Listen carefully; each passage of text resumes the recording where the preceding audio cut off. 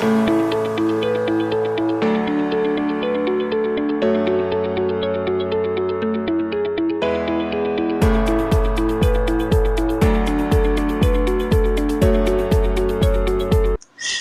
guys to another series on the bones of the upper limb.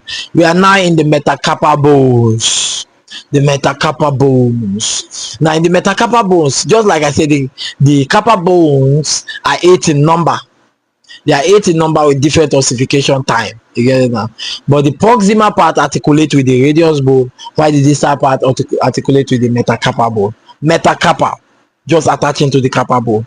So you have 5 metacarpal bones. The 5 metacarpal bones from the radial side to the ulnar side. 5 of them. Now in the part of the metacarpal bones now, I've told you that the metacarpal now is just homologous to the tarsus bones of the foot. The tarsus bones of the foot. So you have the metatarsus on the foot. You have the metacarpals in the hand. Metatarsus in the foot, metacarpal in the hand. So why the carpal bones is homologous to the calcaneus talus in the foot. So you go watch my video. So when you enter your lower limb, you can also watch that also. In the part of the metacarpal, which is very important, you have the head, shaft, and the base.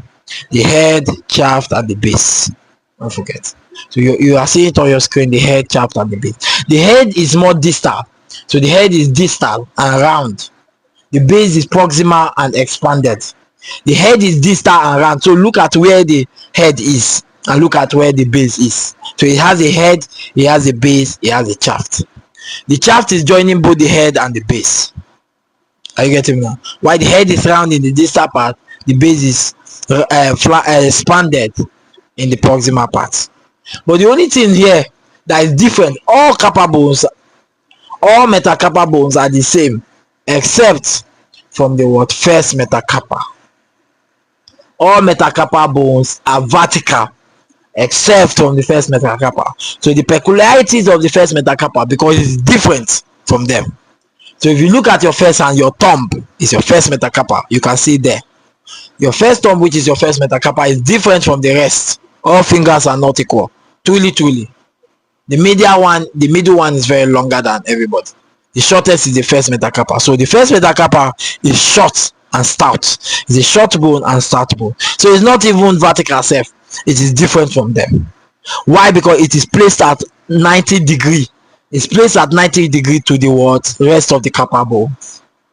It is placed at 90 degree to the rest of the metacarpal bones, which is from 2 to 5th, which is from the index finger to the pinky finger. What can you see? The carpal bones are different. So the thumb is placed at 90 degree towards them. You get it now? So first of all, it's short and stout. It is placed at 90 degree. You get it now? Another thing you have to know that its base do not articulate with other metacarpal bone. So other metacarpal bone, their bases are articulating with themselves, but the base of the first metacarpal do not articulate with each other. You get it now? And again, its epiphysis is at its proximal end. Remember, where is the proximal end? At its base. So everybody epiphysis is at their distal end, but its own epiphysis is at its proximal end. Don't forget to every metacarpal from 2 to 5 is at the distal end. Its own is at the proximal end. Its base do not articulate with other metacarpal. Its epiphysis is at its proximal end. It is 90 degrees. It is short and stout. You get it now? Don't forget.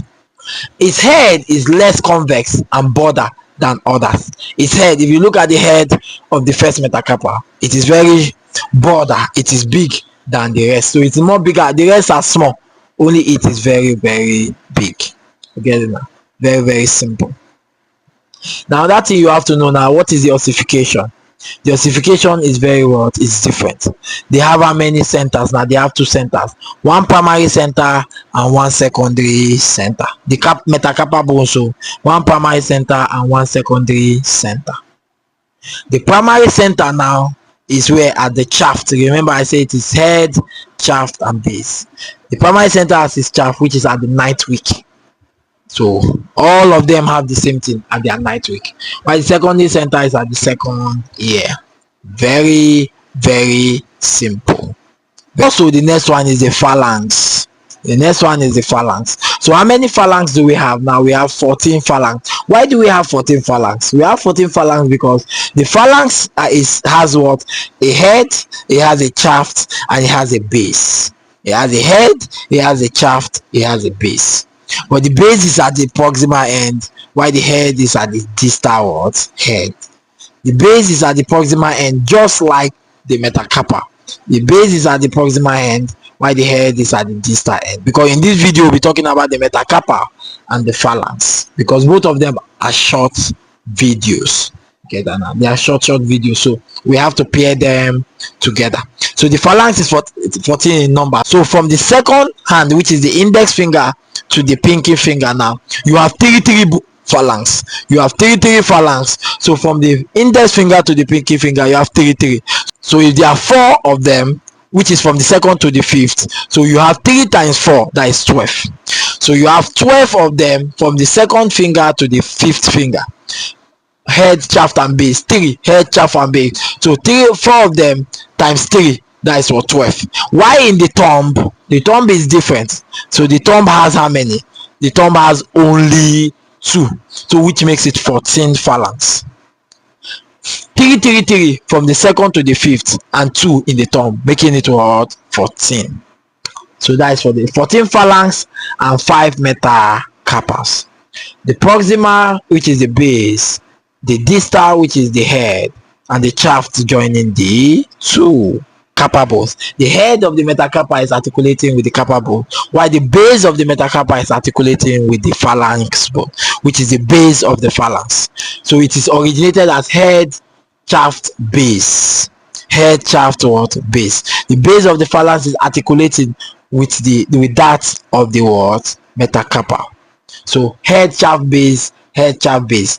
So the head of the metacarpal is articulating with the base of the phalanx. Why the base of the metacarpal is articulating with try to catch her? Don't forget, the base of the middle and distal phalanx forms a pulley shape with their articulating surface. So there's no important or big thing about the shaft. So when you know the shaft is in the middle, and you get it now. So each of the phalanx have head, shaft, base, head, shaft, base. So head, shaft, base, the bases are attaching with their head of the corresponding phalanx. Very, very important. You get it now. So the ossification is also endochondral ossification, 1 primary center and 1 secondary center. So the metacarpals and the carpals have 1 primary center and 1 secondary center. You get it now. But for the metacarpal, the primary center is the 9th week, while the secondary center is 2nd year. The ossification of the primary center of the phalanx is, you have different phalanx. You have the proximal phalanx is the 10th week, the middle phalanx is the 12th week, while the distal phalanx is the 8th week. So various primary center of the proximal, middle, and the distal phalanx. Now the clinical scenario here is for the metacarpals. Now you have bonnet fracture.